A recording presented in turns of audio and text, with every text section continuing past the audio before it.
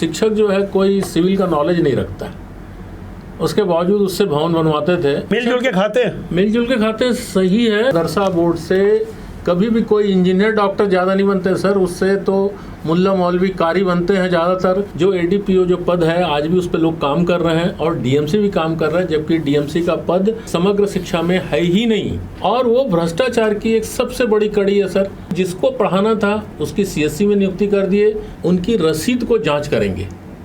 तो आपको दुर्ग की एक फर्म गुप्ता बुक डिपो, वही रसीद आपको पूरे स्कूल में मिलेगी। आप चाहे तो उसकी जांच करवा लीजिए। जो स्कूलों ने सामान खरीदा है उस सामान का आप भौतिक सत्यापन करेंगे तो आपको ये पता चलेगा एक ही सामान को कई साल तक खरीदा गया। बच्चे की संख्या है 40 और बेड खरीद रहे हो आप 100, तो बिना अनुमति के सब कुछ बिल्कुल चल रहा है सर। वो डर वर नहीं, उनको कोई डर, कानून, कोई डर, नियम, पैसा। नमस्कार, मैं पवन केसवानी, राष्ट्रबोध में आपका स्वागत है।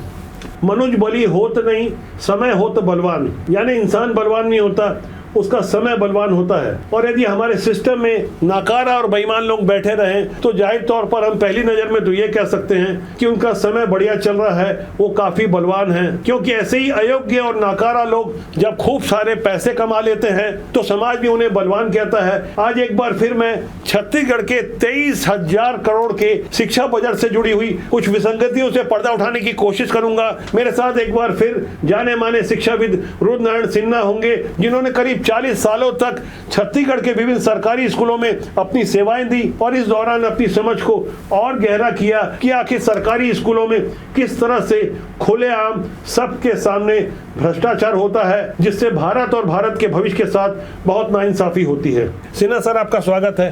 नमस्कार सर। हमारे छत्तीसगढ़ के स्कूलों में बीते 10 सालों में 2 लाख करोड़ से ज्यादा का खर्च सिर्फ स्कूलों की मरम्मत को किया गया। आप मुझे बताइए, क्या वास्तव में ये रकम सही अर्थों में खर्च होती है या यहाँ भी कोई लीपापोती होती है? सर, आपने जिस विचार को किया है उसमें वास्तव में भ्रष्टाचार है। विगत 15 साल सर्व शिक्षा अभियान के तहत बहुत सारे भवन के मरम्मत हुए, उनमें सरकार के पैसे आए, बहुत सारे प्रशिक्षण में आए। दुख इस बात का है कि सर्व शिक्षा कार्यक्रम के ख़त्म होते वे सारे भवन जो हैं नष्ट होते जा रहे हैं सर, जबकि एक बिल्डिंग जो आप अपने पैसे से बनाते हैं। सर, राजस्थान के झालवाड़ में हाल में ही स्कूल का छज्जा गिरने से मासूम बच्चों की अकाल मौत हुई थी। वो दर्द कहीं भी हो सकता है, राजस्थान क्या छत्तीसगढ़ में भी ऐसी घटनाएं हो सकती है। उसी दर्द को हम समझने की कोशिश कर रहे हैं कि 2 लाख करोड़ से ज्यादा का खर्च बीते 10 सालों में हुआ है और ऐसी रकम के बारे में आप बता रहे हैं कि यहाँ भ्रष्टाचार होता है। आप कई स्कूलों में टीचर रहे, प्रधान पाठक रहे, क्या आपने क्या देखा कि किस तरह से ये काम होता है और ये काम कराने वाली एजेंसियां कौन होती है? सर, पहले ये काम कराने वाली एजेंसी जो है शिक्षक से ही बनवाया जाता था, प्रधान पाठक के जरिए ये बिल्डिंग, जबकि शिक्षक जो है कोई सिविल का नॉलेज नहीं रखता है, उसके बावजूद उससे भवन बनवाते थे। उसमें क्या है, शाला विकास समिति और विभाग के कुछ अधिकारी जो हैं बैठते हैं और वो जिस प्रकार से भवन को मिलजुल के खाते लगभग, हाँ नहीं, मिलजुल के खाते सही है, लेकिन सर शिक्षक को उसमें लाभ नहीं होता है। लाभ होता है उसमें उन एजेंसियों को और उनको, लेकिन शिक्षक क्या है उस बेचारा उस चीजों को बहुत गहरी विडंबना है सर। खुले तौर पर बड़ी जिम्मेदारी से कह रहे हैं, हाल में ही सेवानिवृत्त हुए हैं। 40 साल का लंबा समय आपने दिया है। अभी तक आप 3 तरह के स्कूल ही सुनते थे, प्राथमिक स्कूल, माध्यमिक स्कूल, हाई सेकेंडरी स्कूल। इसके अलावा भी छत्तीसगढ़ में भी कुछ और स्कूल काम कर रहे हैं जिनकी कोई जरूरत नहीं है। सर, क्या मैं सही बोल रहा हूँ? आप बिल्कुल सही कह रहे हैं सर।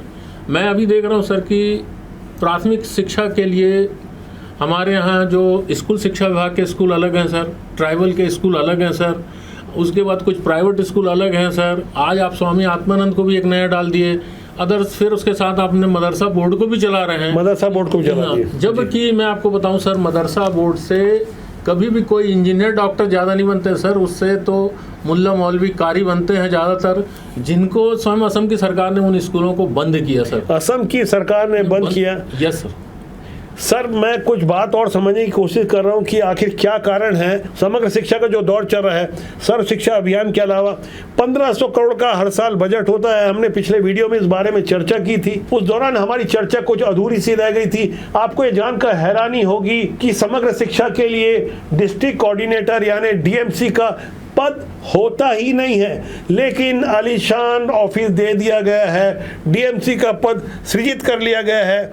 क्या सर आप मुस्कुरा रहे हैं, बताइए क्या सच्चाई है इसमें? ये एकदम सही है सर, ये बात एकदम सही है सर।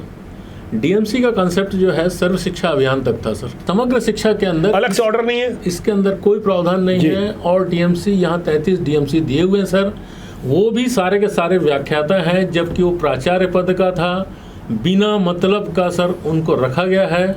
उसके बदले उन्होंने एडीपीओ नाम का एक पद रखा है सर, जो एडीपीओ जो पद है आज भी उस पर लोग काम कर रहे हैं और डीएमसी भी काम कर रहा है, जबकि डीएमसी का पद समग्र शिक्षा में है ही नहीं। उसके बावजूद उस व्यवस्था को बना के चल रहे हैं और वो भ्रष्टाचार की एक सबसे बड़ी कड़ी है सर।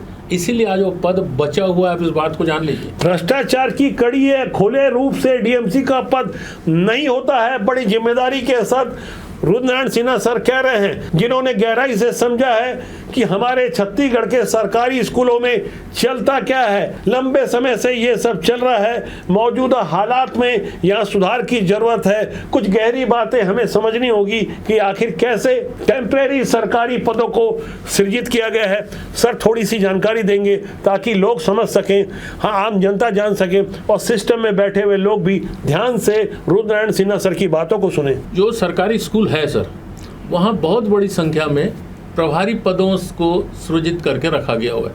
सब वो विभाग से वो एक जुगाड़मेंट कार्यक्रम है सर, उनका जुगाड़मेंट का कार्यक्रम है, जिसके कारण जो है प्रभारी के आजकल ऐसी अंग्रेजी खूब चल रही है, जुगाड़ के साथ मेंट लगा दो। हाँ, जुगाड़मेंट। चलिए सब। तो जो प्राचार्य हैं सर, वो व्याख्याता है। मैं आपको एक सामान्य सी बात और कर रहा हूँ सर। हमारे विभाग में, शिक्षा विभाग में कुछ एक पद अकादमिक है और एक पद प्रशासनिक है। प्रशासनिक पद में प्रधान पाठक मिडिल और प्राचार्य आते हैं सर। अच्छा। और बचत जो पढ़ाने वाले पीरियड है, बच्चे हैं, शिक्षक हैं, वो सब अकादमिक श्रेणी में आते हैं। अकादमिक श्रेणी में ही सर व्याख्याता भी आता है, अकादमिक श्रेणी में यूडीटी भी आता है और सहायक शिक्षक आता है।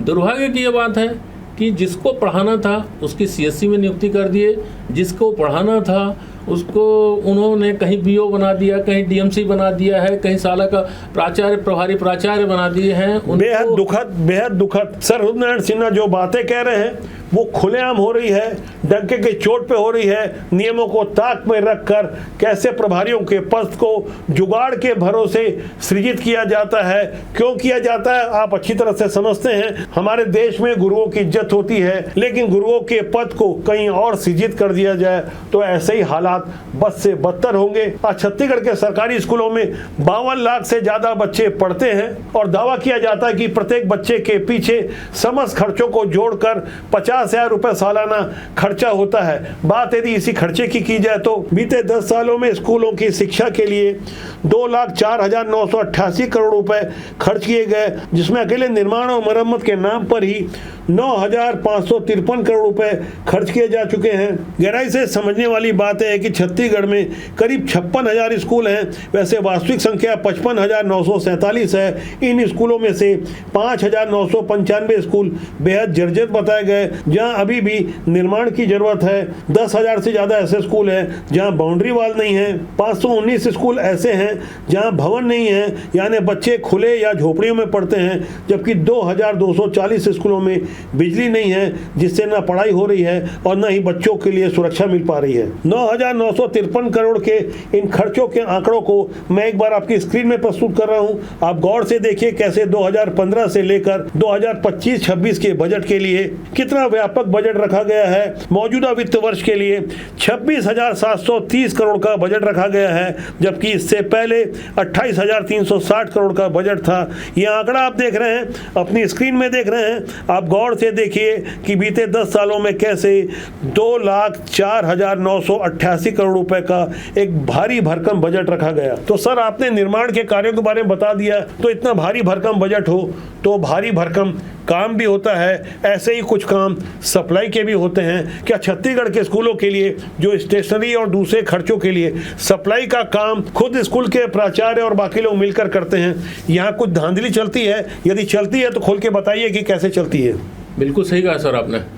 मैं आपको ये बताना चाहूँगा सर कि दुर्ग जिले के जितने भी स्कूल हैं, बालोद जिले के कुछ स्कूल और राजनांदगांव जिले के कुछ स्कूल और बेमेतरा जिले के भी कुछ स्कूल, जहाँ जहाँ पदस्थ रहे। हाँ, नहीं मैं पदस्थ नहीं रहा सर। ये जो स्कूल है पूरी, यहाँ के स्कूल की जब आप उनकी रसीद को जांच करेंगे तो आपको दुर्ग की एक फर्म गुप्ता बुक डिपो, जी हाँ, आप जिम्मेदारी साथ नाम ले रहे हैं? जी हाँ, मैं इसलिए नाम ले रहा हूँ। ये कहाँ है दुकान? ये दुर्ग में हॉस्पिटल के पास में एक दुकान है सर। अच्छा, कोई सरकारी अस्पताल के पास वहाँ गुप्ता बुक डिपो के नाम एक ही रसीद सारे जगह मिलेगी? वही रसीद आपको पूरे स्कूल में मिलेगी। आप चाहे तो उसकी जांच करवा लीजिए सर। जांच करवा लीजिए। हाँ, यानी खुली आप चुनौती दे रहे हैं, डंके की चोट पे कह रहे हैं। और जो स्कूलों ने सामान खरीदा है उस सामान का आप भौतिक सत्यापन करेंगे तो आपको ये पता चलेगा एक ही सामान को कई साल तक खरीदा गया। जो उनके पास आज बचत होना था, जो आज नहीं है स्कूलों में, यही सबसे बड़ा वो है सर, मैंने भ्रष्टाचार का कारण। मैं एक उदाहरण देना चाहूँगा। मेरे घर के निकट एक सरकारी स्कूल है। विगत 30-40 सालों में हर साल वहाँ वृक्षारोपण होता है। हर साल बता दिया जाता है कि झाड़ इसलिए नहीं बढ़ते क्योंकि बकरी और गाय उसे खा जाती है। गहराई से समझने वाली बात यह है कि उस स्कूल में बाउंड्री नहीं है तो स्वाभाविक रूप से ऐसा ही होगा। जैसा कि सर बता रहे हैं कि हर साल एक ही जैसी खरीदी होती है, एक ही रसीद से खरीदी होती है। किसी गुप्ता जी का नाम बता रहे थे, उस गुप्ता जी की दुकान की भी पड़ताल करनी चाहिए। 40 सालों तक जिस व्यक्ति ने सरकारी स्कूलों में अपनी सेवाएं दी, प्रधान पाठक के पद से रिटायर्ड हुआ, ऐसे 4 दशक तक शासकीय स्कूलों में सेवा देने वाले रोज नारायण सिन्हा डंके की चोट पर इस बात के लिए दावा कर रहे हैं कि गुप्ता जी के बारे में पता कर लीजिए कि एक ही रसीद से कितना बड़ा कमाल हो रहा है। सर आप कुछ आगे बढ़ते हैं। बात डीएमएफ फंड की, सीएसआर फंड की, इस बारे में जहां तक हमें पता चला है कि आपने काफी सारी आरटीआई लगाई है, लगातार आप विसिल ब्लोअर की तरह लगे हुए हैं कि डीएमएफ फंड में जो भारी भरकम घोटाला हो रहा है। जिस वक्त मैं विश्लेषण कर रहा हूं, ईडी की टीम छत्तीसगढ़ में लगातार दबिश दे रही है। कोरबा की कलेक्टर रानू साहू के ऊपर आरोप लगे कि डीएमएफ फंड से वो 40% तक का अकेले कमीशन खा जाती थी। सर स्कूलों के लिए जब डीएमएफ फंड मिलता है तो किस तरह से फेर फार होता है? खुल के बात कीजिए सर, बताइए मुझे। सर डीएमएफ फंड में जो सबसे ज़्यादा पैसे आए 2023 और 24 तक आए सर। जब से हमारी ये नई सरकार आई तब से उन्होंने इसके ऊपर एक नियंत्रण लगाया और इनकी आवश्यकता दिखी। मौजूदा सरकार ने नियंत्रण लगाया। किस तरह का नियंत्रण होगा? नियंत्रण इसलिए जो आवश्यकता नहीं है वो चीज़ का क्रय नहीं हुआ सर। जो आवश्यकता नहीं है उसका क्रय नहीं हुआ, उसका क्रय नहीं हुआ, उसकी खरीद नहीं हुई। और पहले होता था वैसा? पहले बिना आवश्यकता के क्रय होता था। हाँ, पहले बिना आवश्यकता का क्रय होता था, सामान घटिया रहता था सर। सर कुछ उदाहरण दे दीजिए। नहीं आप देखिए सर, हमारे यहाँ 2 हॉस्टल संचालित है सर। हमारे यहाँ मतलब कहाँ पे? दुर्ग जिले में। आप जहाँ रहने वाले हैं? जी हाँ, दुर्ग शिक्षा जिले में समग्र शिक्षा के अंतर्गत 2 हॉस्टल संचालित है। एक दुर्ग में बालिका हॉस्टल है सर, संजीवनी हॉस्टल है। दुर्ग के कौन से इलाके में? वो जिला शिक्षा अधिकारी परिसर के अंदर है सर। अच्छा, यानी और एक फरीदनगर में सांदीपनी बालक छात्रावास है सर। हॉस्टल को इसलिए बनाया गया था कि जो अनाथ बच्चे हैं, जो भिखारी बच्चे हैं और जो घुमंतु बच्चे हैं, जो स्टेशन के अंदर छोटे बच्चे जो हैं, छोटे साइज के बच्चे बहुत सारे अपराध करते हैं, पढ़ नहीं पाते सर, इनके लिए डीएमएफ से फंड आया था। इनके लिए डीएमएफ से फंड आया था। ये स्कूल खोले, ये हॉस्टल खोले गए थे सर। अब यहाँ बच्चे की संख्या है 40 और बेड खरीद रहे हो आप 100। जहाँ तक मुझे पता फरीदनगर में आप पदस्थ थे। मैं स्वयं था सर, वहाँ पदस्थ था मैंने, इसलिए जो चीज आंख से मैंने देखा आप उस पर उसी की मैं चर्चा कर रहा हूँ। तो बड़ी रोचक बात बता रहे हो, थोड़ी हैरानी भी हो रही है, दुख भी हो रहा है। बच्चे की संख्या विगत 3-4 साल से 38 से 40 के बीच में था। आपने बेड जो गद्दा है वो खरीदा 100। जी हाँ, 38 बच्चों के लिए 100 बच्चे आज तक 100 बच्चे वहाँ एडमिशन नहीं पाए सर। आप चार क्या सोच के खरीदे होंगे? भ्रष्टाचार सर। कमीशन-खोरी। क्योंकि सवाल ही पैदा नहीं होता ना सर, जब आप सर ये बताइए कि एक डीएमएफ के लिए हजारों करोड़ रुपए आते हैं, ज़्यादातर खर्च स्कूलों के नाम पर होते हैं, जी हाँ जी, और ये आप सारे डीएमएफ फंड जिन जिन स्कूलों को दिए हैं, डीएमएफ फंड जो है सर स्वामी आत्मानंद स्कूल को ही दिया गया खाली, बाकी किसी को नहीं दिया गया। सेजस को, हाँ सेजस को जी। आप उन सारे स्कूल की जांच कर लीजिए सर, उनको हर साल कुछ ना कुछ पैसा दिया गया है। और एक और नया घोटाला सामने आएगा और कह दिया जाएगा कि राजनीतिक कारणों से छापेमारी चल रही है। आज जैसी छापेमारी चल रही है, अब तो छत्तीसगढ़ की जनता को आदत सी पड़ गई है। ढेर सारे घोटालों के लिए एक और छापेमारी, एक और जांच। अब बदले हुए हालात में आम जनता भी भ्रष्टाचार को बड़ा मुद्दा नहीं मानती। भ्रष्टाचार कितनी बड़ी मात्रा में हुआ, इस पर थोड़ी रुचि ली जाती है। भ्रष्टाचार और शिष्टाचार वाली इस गाथा को आप भी खूब समझते हैं और हमें जानकारी देंगे कि क्या इसमें सीधे तौर पर सफेद पोस्ट नेताओं का भी कमीशन होता है और किस तरह से ये पूरा नेक्सस काम करता है। देखिए सर, उसमें ना सर, उसमें जिला शिक्षा अधिकारी की पूरी भूमिका रहती है। जिला शिक्षा यानी प्रभारी बोले, हाँ प्रभारी जिला शिक्षा, क्योंकि छत्तीसगढ़ में एक भी पूरे पावर वाला जिला शिक्षा अधिकारी नहीं है, सारे के सारे हाँ। प्रभारी हैं और ये प्रभारी शिक्षा अधिकारी का खेल होता है। जी हाँ, ये उनका खेल है सर। अब देखिए, प्रभारी होने के कारण सर उनको बहुत सारे अधिकार नहीं है। जैसे ट्रेजरी से आहरण करने के लिए धारा 125 के अंतर्गत अनुमति लेनी है, कोई जिला शिक्षा अधिकारी नहीं लेता। मैंने इस पे एक बार शिकायत भी, तो बिना अनुमति के सब कुछ बिल्कुल चल रहा सर। वो डर वर नहीं उनको, कोई डर, कानून, कोई डर, नियम, पैसा, हर चीज का पैसा। आप क्या कर सकते हैं सर इस चीज को? कितना सर आप एक जिम्मेदार शिक्षक होकर आने वाले दिनों में शिक्षकों का सम्मान होगा। शिक्षक दिवस के खास मौके पर जब ये एपिसोड आप देख रहे होंगे तो थोड़ी हैरानी हो रही होगी। मैं थोड़ी शब्द इसलिए कह रहा हूँ क्योंकि अब तो आदत सी पड़ गई है। हाँ जी हाँ, बिल्कुल सर, ये बातचीत का सिलसिला काफ़ी व्यापक हो सकता है, समय की अपनी मर्यादा है। लगातार रुद्रनारायण सिन्हा सर से हम चर्चा करते हैं, अंदर खाने की बातों को समझते हैं। सूचना के अधिकार में भी हमारे पास ढेर सारी जानकारी आ रही है और समग्र शिक्षा विभाग में एमडी जैसे पद में बैठे हुए संजीव झा जैसे लोग किस तरह का गुल खिला रहे हैं, जो खुद एक दागी अफसर हैं, पाठ्य पुस्तक निगम के भी वो प्रभारी हैं, सर्वे सर्वा हैं। आज की तारीख तक छत्तीसगढ़ के सारे स्कूलों में पाठ्य पुस्तक नहीं पहुंच सका, जबकि 3 महीने से ज्यादा का शैक्षणिक सत्र बीत चुका है। इससे आप समझ सकते हैं कि संजीव झा जैसे लोग जो जिम्मेदार आईएएस हैं, दागी अफसर हैं, ऐसे लोग यदि सिस्टम में बैठे रहेंगे तो निचले स्तर पर भी ऐसा ही होगा जैसे रुद्रनारायण सर बता रहे थे। सर आपका बहुत बहुत धन्यवाद। बहुत जल्दी शिक्षा विभाग के और बड़े खुलासे के साथ हम एक बार फिर आपसे मिलेंगे। आपको जागरूक करने की लगातार कोशिश जारी रहेगी, जिससे आने वाले कल के निर्माता यानी हमारे बच्चों का भविष्य सुरक्षित रहे, देश और समाज समृद्ध बने। तो आज के लिए इतना ही। सर आपका बहुत बहुत धन्यवाद। बहुत जल्दी हमारी आपसे फिर मुलाकात होगी।